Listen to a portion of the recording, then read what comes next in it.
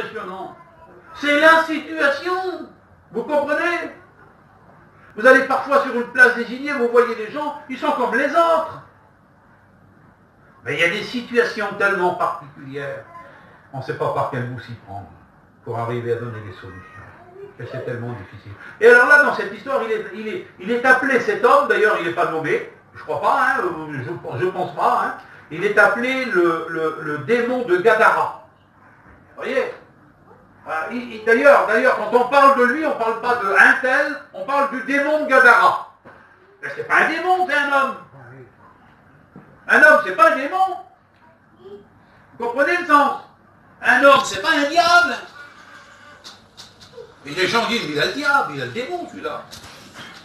Mais ne pensons jamais que cet homme, ça peut être un démon ou un diable, pas du tout. J'aimerais vous dire qu'il est victime du diable ou du démon. C'est totalement différent quand même. Totalement différent. Et Jésus n'est pas venu ni pour les démons ni pour le diable, mais il est venu pour ceux qui étaient captifs de ces puissances. Et c'est totalement différent. Totalement différent. Quand on voit des gens, dès qu'ils voient une personne un peu bizarre, ils se sauvent, ils ont peur. Et ils sont inoffensifs. Ils sont inoffensifs. Ce sont des victimes. Elles ont besoin de notre aide. Alors, bien sûr, dans le chapitre 5, il est décrit toute la personnalité de cet homme. Je ne vais pas entrer dans les détails, c'est pas la peine, ça ne sert à rien, parce que ce n'est pas le mot que je voudrais descendre, parce que bien qu'on pourrait le faire. Et il y a un mot que j'ai retenu, parce que lorsque Jésus va arriver dans cet endroit, cet homme va quitter les cimetières, il vit dans les cimetières. Il n'a même plus un vêtement sur lui. Personne n'ose l'approcher. On peut même oser dire que tous ceux qui passaient dans le secteur, ils évitaient ce secteur. Ils faisaient certainement un détour. Ils poussaient des hurlements, ils se meurtrissaient avec des pierres. Vous voyez? Il se meurtrissait lui-même, il se faisait lui-même du mal. Comme dit l'Écriture, pourquoi vous faites-vous vous-même un si grand mal? Et il y a plein de gens qui sont du mal aujourd'hui. Il y a plein de gens qui sont tous les jours en train de se meurtrir. Quand on regarde aujourd'hui une partie de notre belle jeunesse, qui se mettent dans les coins pour s'envoyer des petites seringues, hein, pour se rouler des pétards, excusez-moi l'expression. Et quand on voit des gens qui se détruisent par l'alcool, par toutes sortes de vices violents, qui donnent la mort. Ah ben oui, il faut bien comprendre ces gens-là, mais ce sont des victimes, on est appelé à aller vers eux. Pour leur tendre une main libératrice. Parce que c'est pour ça que Dieu nous a envoyés. Et il ne nous a pas envoyés dans les châteaux pour aller prêcher l'évangile aux grands de ce monde. Il a dit allez partout le monde et prêcher la bonne nouvelle. Amen. Voyez-vous? Et Jésus a été capable de descendre vers les plus bas. Alors il est arrivé aussi dans cet endroit. Il a traversé la mer avec ses disciples dans une barque. Et quand il est arrivé, cet homme est accouru et il s'est jeté à ses pieds. Et Jésus a délivré cet homme. Vous connaissez son histoire. Vous connaissez son histoire. Hein? Bon, vous connaissez la vôtre de toute manière. Moi, je ne peux pas rendre témoignage de votre histoire. Je peux expliquer la sienne, je ne pourrais peut-être pas expliquer la vôtre. Mais vous, la vôtre, vous la connaissez bien. Et vous la connaissez, votre situation. Et peut-être qu'elle n'est pas si bien que ça. Peut-être qu'elle n'est pas au top niveau, votre situation. Peut-être que vous prétendez des choses. Comme me dit le cantique tout à l'heure. On prétend beaucoup de choses. Puis arrivé au bout du compte, il ne reste pas grand-chose. Hein. Enfin, en tous les cas, cet homme, il était dans une grande misère. Et puis voici que Jésus va accomplir un grand miracle. Parce que qui dit grand problème, Dieu dit grand miracle. Et moi, je crois que le miracle peut avoir lieu aussi ce soir pour toi, pour ta vie, pour chacun d'entre nous qui est ici. Parce que notre Dieu n'a pas changé, il est rempli d'amour. Comme il a dit le cantique, il t'aime. Il t'aime. Il t'aime. Et il aimait le démoniaque de Gadara. Personne ne l'aimait dans le secteur. Tout le monde se sauvait. Tout le monde critiquait. Tout le monde méprisait. Certains allaient dire c'est de sa faute, c'est de la faute de ses parents. Comme les autres qui disaient, qui a péché Seigneur pour qu'il soit né aveugle? C'est lui ou ses parents? Oui, il y a toujours des gens qui parlent. Ils veulent savoir, ils veulent connaître. Et puis ils sont plus malins que les autres. Et en définitive, quand ils voyaient cet homme, ils se sauvaient. Et personne n'a été capable de lui tendre une main. Ah si, ce qu'ils ont été capables de faire, c'était de prendre des chaînes. Ah si, là oui. Ah alors là, il n'y a pas de problème, hein. On prend des chaînes pour attacher les gens. Parce qu'on s'imagine qu'avec... Parce que ça, c'est le symbole des choses à faire. Tu ne feras pas ceci, tu ne feras pas cela, il faudra faire comme ceci, il faudra faire comme cela. Alors on oblige les gens avec une pratique religieuse, mais ce n'est pas ça qui sauve. C'est pas ça qui sauve. Ce qui sauve, c'est la main puissante du Seigneur. Amen. Quand elle se pose sur un être humain, elle change sa vie. Elle le sort du bourbier, elle sort de la misère, et puis le diable s'en va. Et Jésus a délivré cet homme. Pourtant, il est dit, Légion est mon nom. Parce que vous voyez, on en revient par rapport à son nom. Légion est mon nom. Alors démon, après c'est Légion. Ah oui, ben, ça veut dire qu'il y avait des milliers de démons, quoi. Voilà. Alors imaginez un petit peu la situation de cet homme. Hein. On peut comprendre les pauvres gens qui passaient autour. Hein. Vous voyez, c'est pas facile. Je sais, il y a peut-être des gens qui passent à côté de ta caravane, à côté de chez toi, ils n'osent pas arrêter parce que des fois ils écoutent des cris. Parfois ils y voient des choses et puis tu te sens rejeté, méprisé, malheureux. C'est comme ça. Parce que je peux imaginer cet homme. Il était incompris. Personne ne pouvait le comprendre. Même moi, si j'avais été là, j'aurais peut-être pas pu le comprendre. Je ne sais pas si quelqu'un aurait pu le comprendre. En dehors du Seigneur. C'est lui qui pouvait le faire. Et puis vous connaissez l'histoire. Il va le délivrer. Et au verset 15, il est dit, ils vinrent auprès de Jésus et ils virent le démoniaque, celui qui avait eu la légion. Vous voyez, il dit bien. Il était assis, vêtu et dans son bon sens, et ils furent tous saisis de frayeur. Tous les gens du secteur, ils n'ont pas compris ce qui s'est passé. Ils n'ont pas compris, ils n'ont même pas réalisé. Vous avez vu quand quelqu'un se convertit autour de nous? Il faut dire qu'il y a des êtres malfaisants quelquefois. Hein? Hein? Moi je sais que j'en ai vu quelques-uns se convertir. Il faut être honnête, hein? Ce n'étaient pas des enfants de cœur. C'est vrai, je le dis. Il y en avait peut-être ici des comme ça, je ne sais pas moi. Hein? Et oui, il y a des gens, des hommes, quand ils rentraient chez eux, là, tout le monde tremblait dans la maison. Hein?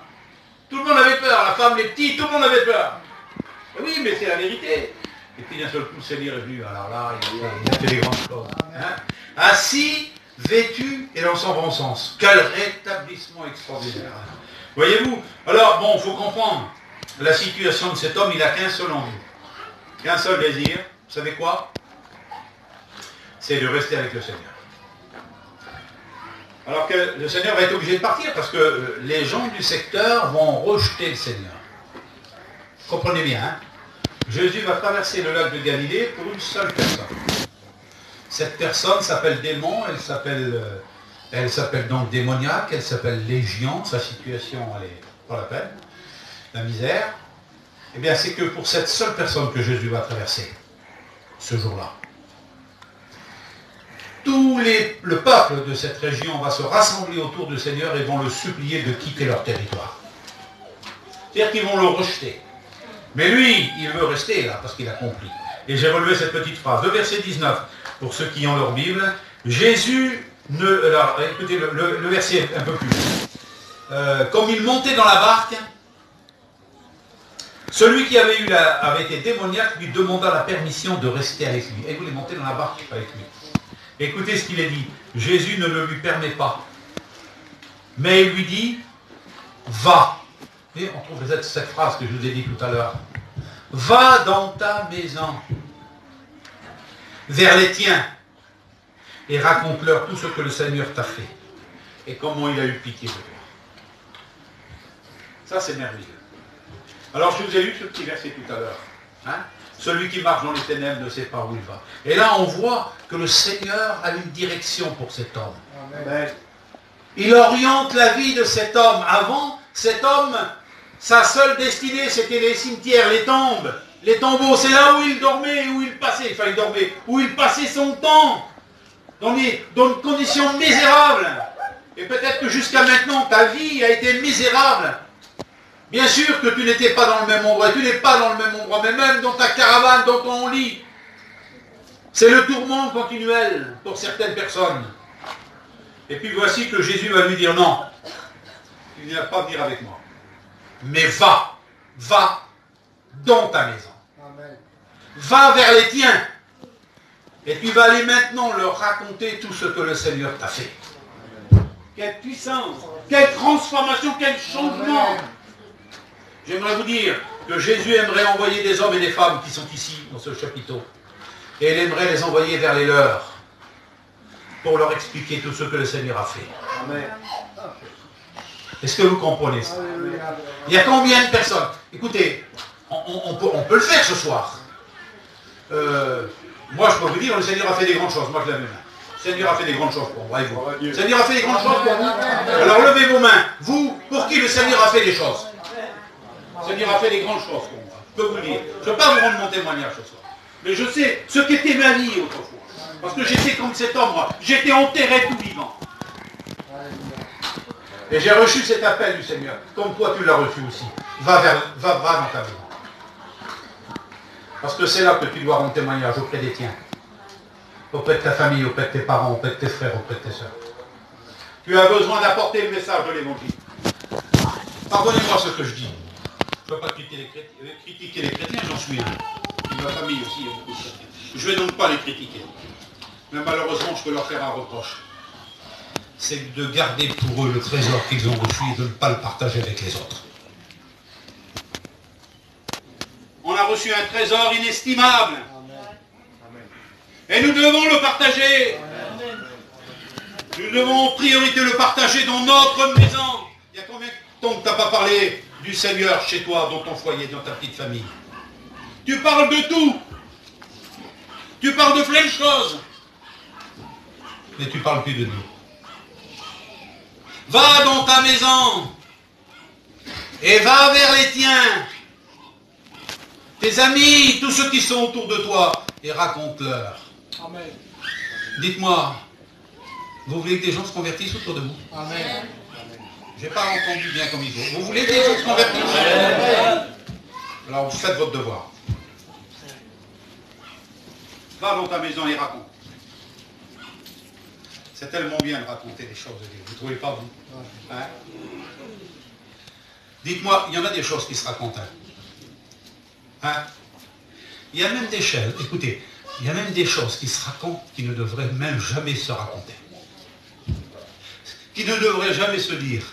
Voyez-vous? Alors moi, je suis émerveillé quand je lis cette histoire, parce qu'il y a le début, c'est la misère, et la fin, elle est glorieuse. Et cet homme va accepter de retourner chez lui. Alors on peut s'imaginer ce qui s'est passé à la maison. Hein. Quand ils ont vu les petits, quand ils ont vu leur père arriver. Peut-être que la mère ne l'a pas vu arriver, mais c'est les petits qui l'ont vu arriver. Et le premier qui l'a vu, il a vu courir, maman, viens voir, qui c'est qui arrive, viens voir. Alors est-ce qu'il a dit qu'il a eu peur? Est-ce qu'il l'a dit en se réjouissant? Toujours est-il que certainement ce jour-là, il a été surpris et étonné.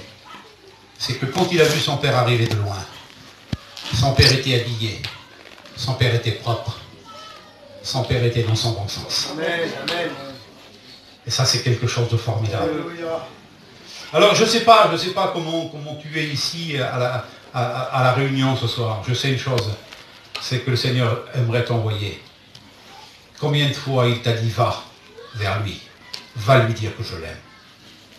Combien de fois il t'a dit, va vers elle là-bas, va vers la sœur, va vers le camping là-bas, vas-y, va lui parler de moi, va lui dire que je l'aime.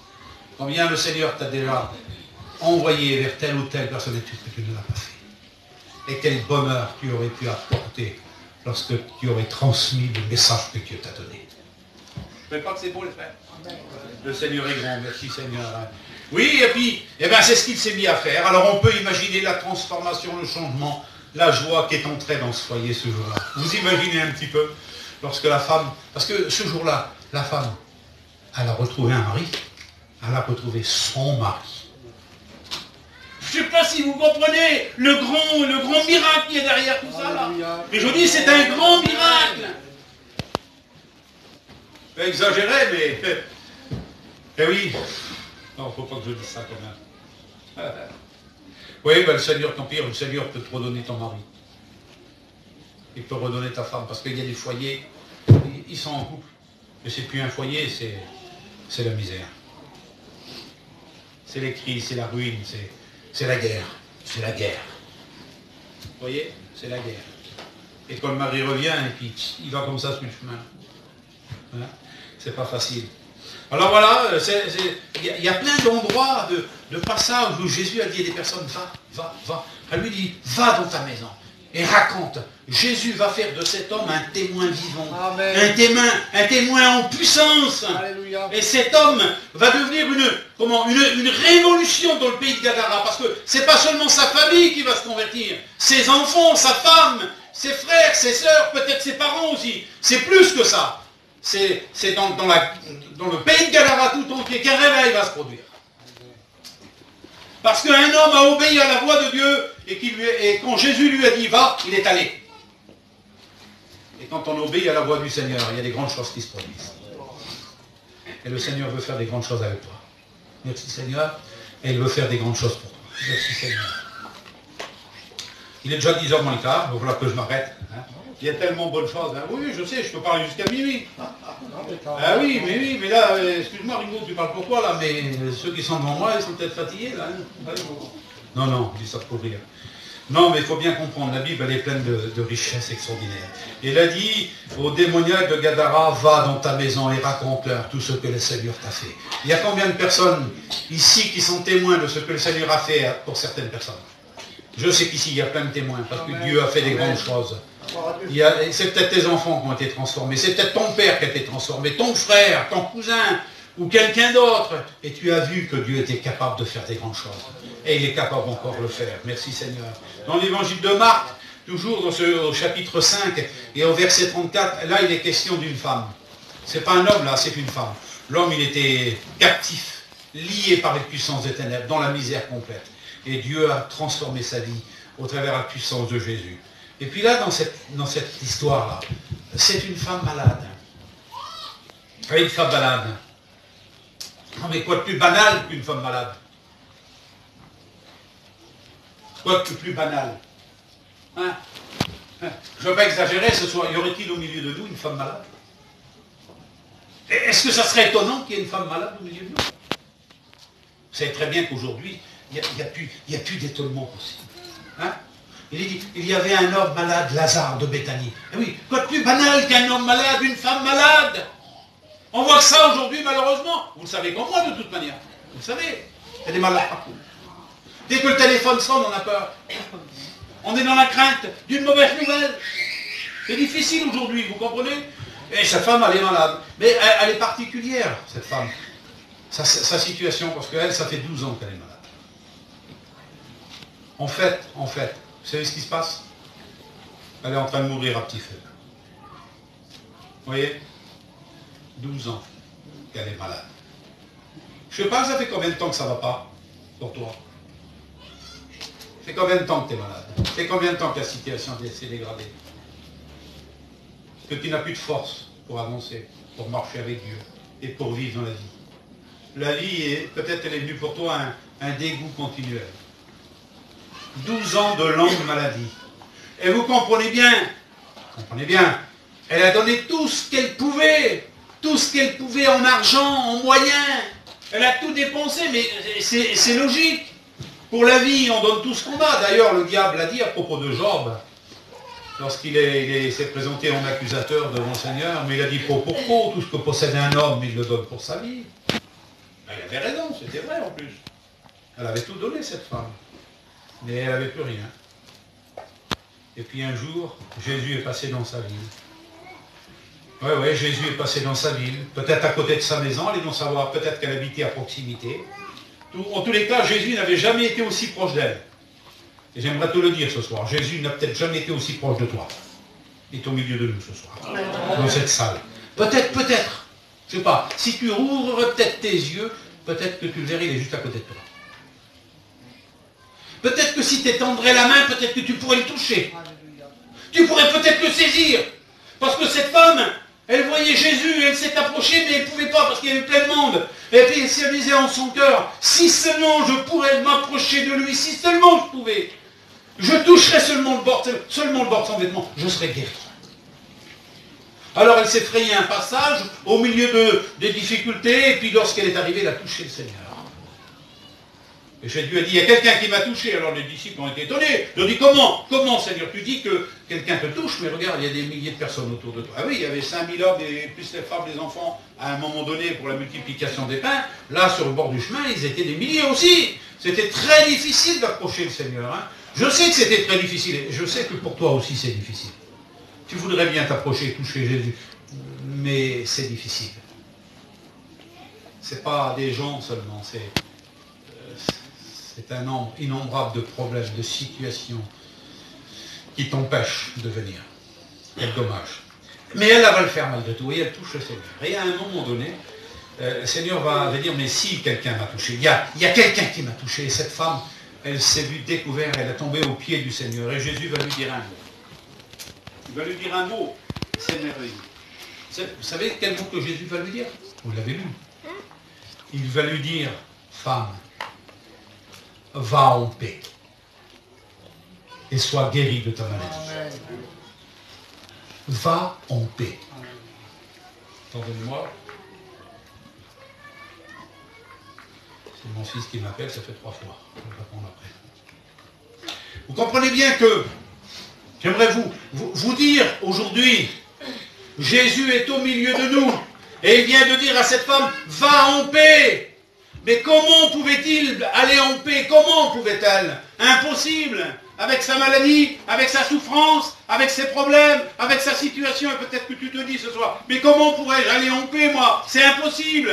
Ma situation m'empêche. Ma situation de famille, de foyer, c'est impossible. Laisse-moi te dire ce soir. Laisse-moi te dire. Avec le Seigneur, là où il t'envoie, il te donne la possibilité d'affronter et de résoudre tous tes problèmes. Et le Seigneur est vivant. Et cette femme, elle s'est levée.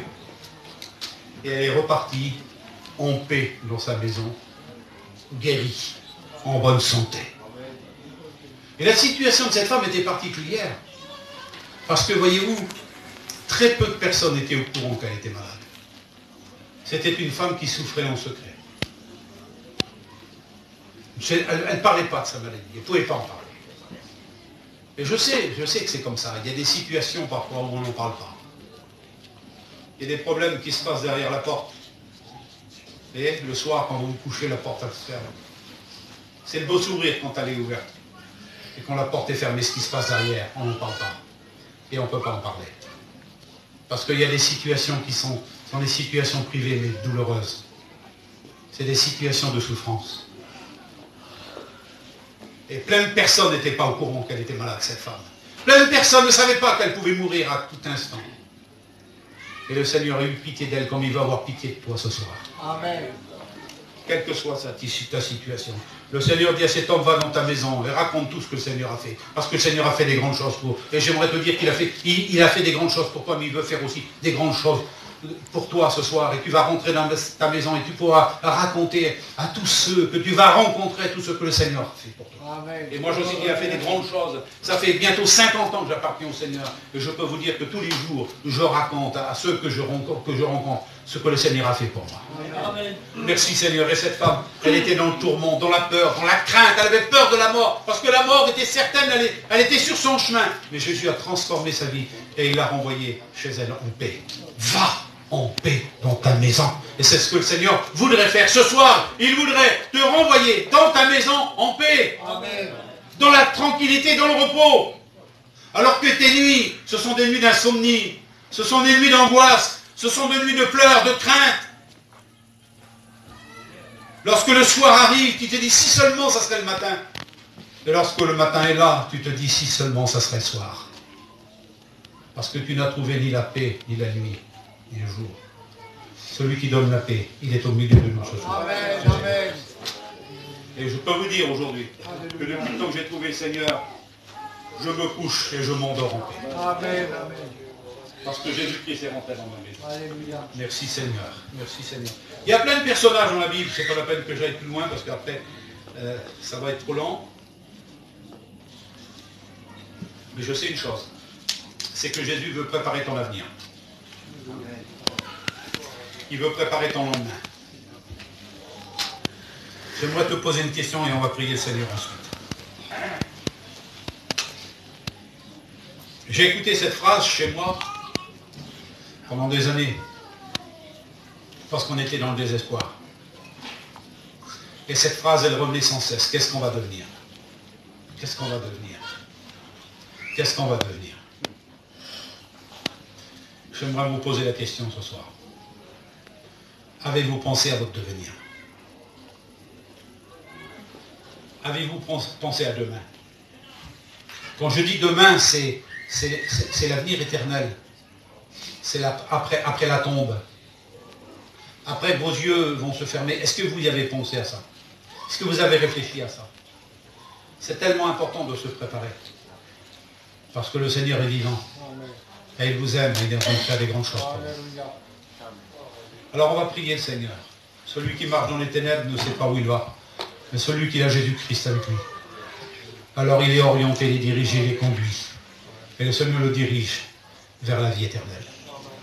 Et le Seigneur aimerait préparer ton devenir éternel. Moi je vous invite ce soir à vous tourner vers le Seigneur et à lui donner votre vie, à vous convertir, à vous tourner vers Jésus-Christ. Et quand vous allez quitter la place ici, vous quitterez la place sans crainte. Vous ne craindrez pas l'accident au coin. Vous ne craindrez pas la factus. Vous ne craindrez même pas le cancer. Je suis brutal, vous allez me dire non, parce que quand on a Jésus dans son cœur, on a plus que l'accident avec nous. On a le prince de la vie. Vous comprenez? On a plus que la maladie. On a celui qui guérit de la maladie. On a le Dieu vivant avec nous. Moi, je m'adresse aux chrétiens qui sont ici ce soir. Vous appartenez au Seigneur? Vous lui avez donné votre vie? Vous marchez avec lui? Vous êtes en paix avec lui? Alors rassurez-vous, vous n'avez rien à craindre. Vous êtes dans ses mains. Je m'adresse à nos amis qui ne sont pas chrétiens ici, qui ne lui appartiennent pas et qui n'ont pas fait la paix avec le Seigneur. Seriez-vous le plus gentil des hommes? Seriez-vous la femme la plus gentille de la place? Dites-vous bien une chose, il n'y a pas de salut dans la gentillesse. Et on n'est pas sauvé parce qu'on est gentil, parce qu'on est bon. On est sauvé parce qu'on croit en Jésus-Christ. Amen. Voyez-vous, il est dit, allez partout le monde, prêcher la bonne nouvelle de l'évangile. Celui qui croira, il se fera baptiser, s'engagera avec le Seigneur et il sera sauvé. Amen. Savez-vous qu'il y a des gens qui seront perdus et qui sont extrêmement gentils? Parce que ils n'ont pas accepté le Seigneur. Ils n'ont pas fait le choix de suivre le Seigneur. Au lieu de se convertir et de donner leur vie au Seigneur, alors ils seront perdus à cause du refus.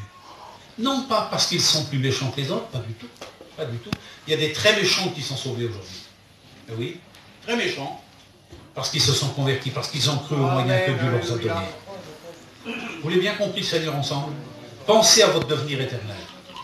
Voyez-vous, une génération s'en va, une autre vient, mais celle qui s'en va, elle va où? Réfléchissez à ça. Voilà, j'ai demandé à un frère de venir prier le Seigneur aujourd'hui. Hein? Merci Seigneur. Voilà, Patrick, viens prier le Seigneur, s'il te plaît. Alléluia.